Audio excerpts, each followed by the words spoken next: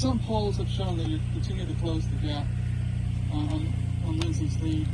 Why do you think that is happening? What do you think is resounding with people like you? Gina, that's a good question. You know, there was a poll back in February that had me 17 points down. And you know, I think it's important for folks to understand this. Like, I was born as an underdog. My mom was 16 years old when she had me. So folks in my community, people didn't expect me to go on to college. They didn't expect me to get a law degree. I'm sure they didn't expect me to run for the U.S. Senate. But I've always had those values that my grandparents instilled in me, that you work hard and you help other people.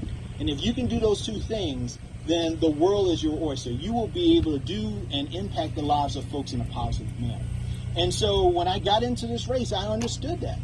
And I also understood that we had a senator that had been in Washington for over 25 years, and he hadn't been working for the people of South Carolina. I used to respect Lindsey Graham. I think so many people across the state respected Lindsey Graham, particularly when John McCain was alive.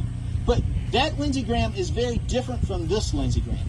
This Lindsey Graham is only cares about his own political relevance. He only cares about his own interests. Again, this man has not done an in-person town hall in 3 years. But now, all of a sudden, he wants to trace around South Carolina. But you could find him on Fox News every night at 9 o'clock with Sean Hannity. So you see what his interests are. His interest is in his own political power.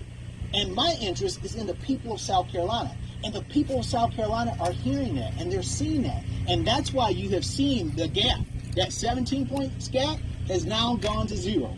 Because in the latest poll, Lindsey Graham and I are tied in this race.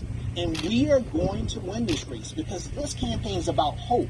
It's about the people of South Carolina. Lindsey Graham's campaign is about whether or not Lindsey Graham will have a job to continue to get in front of a camera for another 6 years. For me, it's about this state and improving the lives of all of the folks here in the state, making sure that they can live the American dream the same way that I've been able to do so. Do you think Strom Thurmond or Fritz Hollins would have allowed that to happen? No, because even if you disagree with them on policy, you always knew this, that Strom Thurmond and Fritz Hollins had South Carolina first and foremost in their minds and in their hearts. Lindsey Graham isn't cut from the same cloth as those two men, and he doesn't represent South Carolina in the manner that she deserves to be represented. And that's why I'm in this race, to bring hope back to South Carolina and to have a workhorse in D.C. instead of somebody who's just going to be a show horse in front of the cameras.